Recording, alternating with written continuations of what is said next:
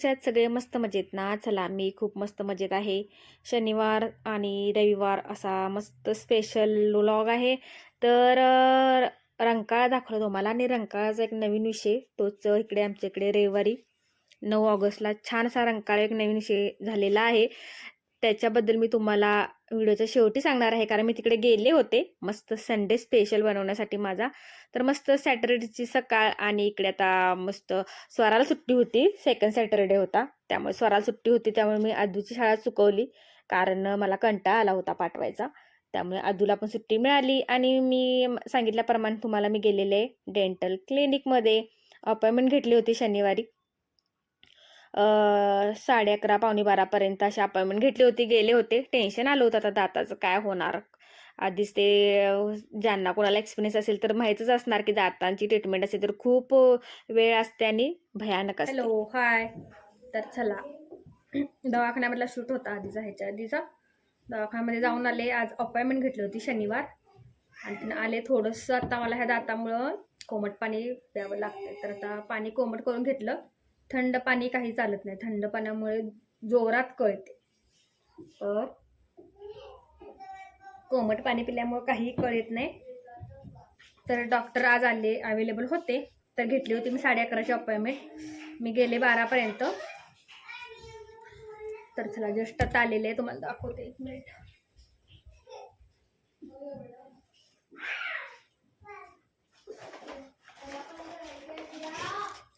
गोळ्या दिलेल्या आहेत, पेन किलर आणि पित्ताच्या आणि पेन किलर अशा आहेत.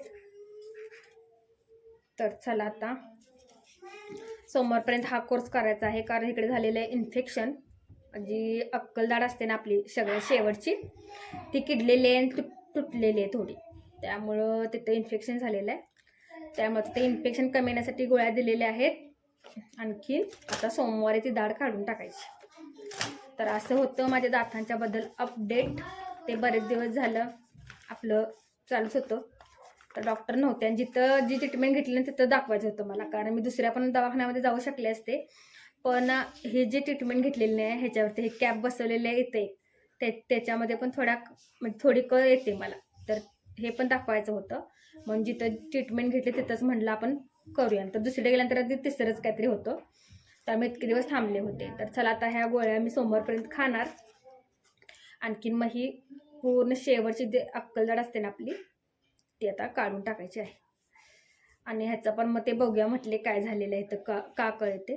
तर आज काही केलेलं नाही, फक्त गेले मी. माझ्या आधी एक पेशंट होतं, त्यामुळे मला बरोबर तिथं अर्धा तास बसावं लागलं. ते पेशंट झाल्यानंतर मी गेले, तर माझं 5 मिनिटाचं काम फक्त त्यांनी चेक केलं, तर दाढ किडलेली म्हणून सांगितलं. त्यामुळे इकडे कळ आहे जोरात आणि इन्फेक्शन पण झाले, त्यामुळं इन्फेक्शन कमी येण्यासाठी गोळ्या दिलेल्या आहेत. तर सोमवारपर्यंत इन्फेक्शन कमी होईल, मग दाढ काढायची. आणि हे जे कॅप आहे त्याच्यामध्ये काय प्रॉब्लेम आहे ते बघूया म्हटले. तर चलो, आज आहे मस्त असा शनिवार. मिस्टर नाही आहेत, गेलेले आहेत मुंबईला, त्यांचं ऑफिसचं महत्त्वाचं काम होतं म्हणून. आधी आत्ता दुपार झालेली आहे, त्यामुळं आत्ता जेवण पण काही बनवायला वेळ नाही. येताना मी पावभाजीचे पाव घेऊन आले होते. आज जरा पावभाजीचा प्लॅन होता, मस्त असा खमंग अशी पावभाजी मला खाऊ वाटत होती, पण वेळ झाला, दुपार झालेले. आणि स्वराचा पण आहे आता ट्युशन, त्यामुळे पटकन अशी मसाला मॅगी करणार आहे. तर चला, मसाला मॅगी पण कशा प्रकारे छान अशी टेस्टी मस्त करते ते तुम्हाला दाखवते. आणखीन स्वराला ट्युशनला सोडायला जायचं आहे. आणि तर चला, इकडे मसाला मॅगी बनवणार आहे. त्यासाठी घेतलेलं आहे मी टोमॅटो, कांदा आणि ढबू, कारण मी ढबू मिरची आता ही पावभाजीसाठी आणली होती आणि अशी गरमागरम बेकरीतून पाव घेऊन आले होते. तर आता पावभाजी संध्याकाळी प्लॅन करणार आहे पावभाजीचा. तर आता फक्त मसाला मॅगी. आणखीन मी हॉस्पिटलला गेल्यानंतर इकडे स्वरानं बघू शकताय किचन एकदम क्लीन केलेलं आहे. आले असं किचन क्लीन बघायला मिळालं मला. भांडी थोडी होती, त्यामुळं मुलगी असलेल्याचा हा एक छान फायदा की आपण घर कुठल्याही स्थितीमध्ये टाकून बाहेर जाऊ शकतो. अगदी आले तेव्हा एवढी भांडी होती. तिला सुट्टी आहे, सेकंड सॅटरडे आहे, सुट्टी आहे तिला. तर मी येईपर्यंत झाडू मारून इकडे भांडी क्लीन केलेली आहेत. आणि आदूचं पण तिने सगळं आवडलं. त्यामुळं मुलगी असावी, खूप फायदा, म्हणजे खूपच सगळ्याच गोष्टीत फायदा होतो. आणि महत्त्वाची गोष्ट म्हणजे सांगायची ह्या व्लॉगमधून, तर महत्त्वाची गोष्ट ह्याच व्लॉगमधून मी तुम्हाला सांगते की मी कालच माझ्या चॅनलचं नाव चेंज केलेलं आहे. आणि पहिलं आपल्या चॅनलचं नाव होतं अदिती लाईफस्टाईल. तर आता काल चॅनलचं आपलं नाव मी चेंज केलं. काल असं सहज म्हणजे बरेच दिवस मला चेंज करायचं होतं. तर काल आपल्या ब्लॉगचं नाव ठेवलेलं आहे मी लाईफ विथ स्वरा अधिराज. म्हणजे त्या नावामध्येच पूर्ण अर्थ आहे. त्या ब्लॉगमध्ये पण त्या खूप इम्पॉर्टंट असतात, दिसतातच तुम्हाला नेहमी. आणि माझ्या लाईफमध्ये पण माझ्यासाठी खूपच इम्पॉर्टंट पर्सन आहेत त्यामुळे इथं स्क्रीनवरती पण पडेल लाईफ विथ स्वरा अधिरा. म्हणजे माझं जे आयुष्य आहे ना, ते आयुष्य आहे ना ते स्वरा अधिरा सोबत किंवा त्यांच्या बरोबर, असा त्याचा अर्थ आहे. तर चला, हे बघू शकताय छोटस आमचं पिल्लू आज आजीनं आणलेल्या बांगड्या घातलेल्या आहेत पिल्लू ना, आणि तयार झालेले छान छान अशी दीदीनं तिला तयार केलेली आहे. तर चला पटकन अशी मसाला मॅगी बनवते. आणखीन स्वराला तर क्लासला सोडायला जायचं आहे. तर तुम्हाला पण माझ्या चॅनलचं नाव कसं वाटलं, लाईफ विथ स्वरा अधिरा? मी बरेच दिवस झालं म्हटलं काहीतरी चेंज करूया, कारण अदिती लाईफस्टाईल खूप आहे. तुम्ही जर सर्चमध्ये माझं नाव टाकलं असणार कधीतरी, तर खूप नाव आहेत. अदिती नावाच्या भरपूर युट्यूबवरती आहेत. त्यामुळे हे नाव युट्यूबवरती नाही आहे. तुम्ही सर्चमध्ये लाईफ विथ स्वरा अधिरा टाकलं ना, तुम्हाला फक्त माझंच नाव दिसणार, बाकी नावच नाही आहे. त्यामुळे ते एक खूप महत्त्वाचा पॉईंट झालेला आहे की जर तुम्ही सर्च वगैरे केला, सर्च करून वरती माझं नाव टाईप केलं माझ्या चॅनलचं, तर फक्त तुम्हाला माझेच नाव दिसेल, माझेच व्हिडिओ दिसतील. त्यामुळं हे खूप महत्त्वाचा पॉईंट आहे. आणि सगळ्यात महत्त्वाचा म्हणजे त्या नावाचा अर्थ, की त्या दोघी माझ्या लाईफमध्ये खूप महत्त्वाच्या आहेत, किंवा माझी लाईफ, माझं आयुष्य सगळं त्यांच्या बरोबरच आहे, असा त्याचा अर्थ आहे. त्यामुळं आणि त्या ब्लॉगमध्ये आपल्या खूप महत्त्वाचे आहे, कारण माझा ब्लॉग माझ्या ब्लॉगचा एक महत्त्वाचा पार्ट आहे. तर चला, आपल्या ब्लॉग मधला महत्त्वाचा पार्ट पण आपल्या नावामध्ये असावा, असं असतं युट्यूबचं नाव वगैरे सर्च म्हणजे चूज करताना. त्यामुळे ते नाव मी चेंज केले. तर तुम्ही पण नक्की मला कमेंट करून सांगा तुम्हाला कसं वाटलं नाव लाईफ विथ स्वरा अधिरा. तर चला, आता छान स्वराला सोडायला जायचंय क्लासला. पटकन मसाला मॅगी बनवते. तर मस्त अशी मसाला मॅगी, टोमॅटो, कांदा आणि इकडे पावभाजीसाठी आणलेली ढबू मिरची पण इकडे ॲड केलेली आहे, आणि लाल तिखट ॲड केलेले. अशी झणझणीत मॅगी बनवते मी मस्त अशी, आणि अनलिमिटेड. तर चला, मोठे पॅक होतात, त्यामधले 2 पीस घेणार होते. आणि इकडे तर स्वराला ट्युशनला सोडायची होती, कारण तिची आता एक्झाम पण आलेली जवळ, आणि शनिवार तिचा ट्युशन असतो. तर चला, इकडे मसाला मॅगी रेडी आहे. आणखीन ह्याच्यामध्ये मी फ्रेंच फ्राईडवरती जो मसाला आणला होता ना, पेरी पेरी, तो पण थोडा ॲड केला होता. एक नंबर झाली होती. तर चला, इकडे आता गरमागरम बाहेर मस्त असं वातावरण, आणि इकडे आम्ही दुपारी मॅगी. तर स्वराला सोडायला गेले, थोडा आल्यानंतर झोपले. आणखीन इकडे आता आपलं संध्याकाळची प्रिपरेशन, मस्त सकाळी जी पावभाजी बनवणार होते ना, तीच मी इकडे संध्याकाळी बनवलेली आहे. आणि मस्त अशी गरमागरम पावभाजी, एक नंबर. माझ्या मुलींना तर माझ्या हातची खूप पावभाजी आवडते. आणि पेरी पेरी मसाला हा अर्धावरती ठेवलाच होता, तो मी थोडा थोडा सगळ्यात टाकत होते. मी मॅगीमध्ये पण टाकला होता आणि पावभाजीमध्ये पण टाकला होता. सुपर डुपर अशी मस्त खट्टा मिठा तो मसाला असतो, तर त्यामुळे एक नंबर अशी पावभाजी झाली होती, खमंग एकदम. तर सॅटर्डे संडे असेल तर असं काहीतरी वेगळे मेनू मला नेहमीच करायला आवडतात. आणि मस्त काहीतरी चेंज, दर आठवडाभर आपलं चपाती भाजी असतेच. तर इकडे छान, जास्त तिखट नाही, जास्त अशी म्हणजे सगळं मीडियम प्रमाण. जास्त तिखट पण मी बनवत नाही, मुलींना आवडत नाही म्हणून. तर बघू शकताय, एक नंबर अशी इकडे डबू मिरची ॲड केलेली आहे, त्याच्यामुळे तर खूप छान फ्लेवर येतो. आणि बटाटा, टोमॅटो भरपूर, कांदा, फ्लॉवर वगैरे मी टाकत नाही. मला फ्लॉवर टाकलेला म्हणजे तो फ्लॉवरचा फ्लेवरच आवडत नाही, म्हणजे वासच आवडत नाही, त्यामुळे मी ती पावभाजीमध्ये ॲड करतच नाही. तर चला, इकडे छान झालेले आहे तयार पावभाजी. आणि सॅटरडे आमच्या इकडे डिनर म्हणजे अनलिमिटेड पावभाजी. तर मस्त असं पावभाजीवरती तवा मारल्यानंतर एक मस्त मूव्ही बघितली टी व्हीवरती. नंतर डायरेक्ट इकडं रविवारचा शूट ॲड केलेला आहे. तर रविवारी दुपारी छान असं आवरून बाहेर पडत आहोत. तर आता आधीच ठरलं होतं जायचं मस्त रंकाळ्यावरती, कारण रंकाळ्यावरती होता रविवारी, म्हणजे कालच्याच दिवशी असा मस्त विषय हार्ड होता एक. तर त्याचंच ओपनिंग होतं. तर ते टायमिंग ॲक्च्युली मला माहीत नव्हतं किती वाजता आहे, पण मला दीदीकडे पण जायचं होतं. तर त्यामुळे दीदीकडे रंकाळ्याकडेच आहे, त्यामुळे तिकडे चाललेले आहे. आणि मुलींना पण छान असं गार्डनला, रंकाळ्यावरच्या गार्डनवरती किंवा असं त्यांना थोडंसं खेळता येईल असं हिशोबानं मी एक 4 वाजता बाहेर पडले होते. पाऊस काल मस्त, पाऊस अजिबात नव्हता, थोडासा बारीक आला पण एवढा काय जास्त नाही. तर बघू शकताय मुली इकडं मस्त गेलेल्या आहेत. दोघींना पण छान असं खेळायला आवडतं. आधीला तर ह्याच्यातून येतच नव्हती, एवढं तिला खेळायला आवडत होतं ना. आठवडाभर स्कूल, अभ्यास ह्याच्यातून मुलं पण खूप कंटाळतात, बोर होतात. त्यामुळं आणि आपण पण घरी सगळं डेली रुटीन वगैरे करून, त्यामुळे संडे फंडे असा केलाच पाहिजे सगळ्यांनी. मी तर नेहमी संडे एन्जॉय करण्याचा प्रयत्न करते.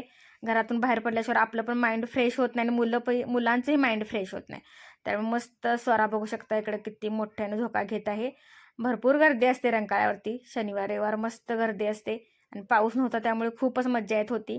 वातावरण एक नंबर झालं होतं आणि रंकाळा एकदम फ्रेश दिसत होता. ह्या प्लेसला गेले की सगळ्यांचाच मूड छान होतो फ्रेश. तर चला, आदू खूप खेळली, खूप भयानक, म्हणजे तिला अगदी ब्रेकच घेत नव्हती, एवढं त्या घसरगुंडीमधून येत होती.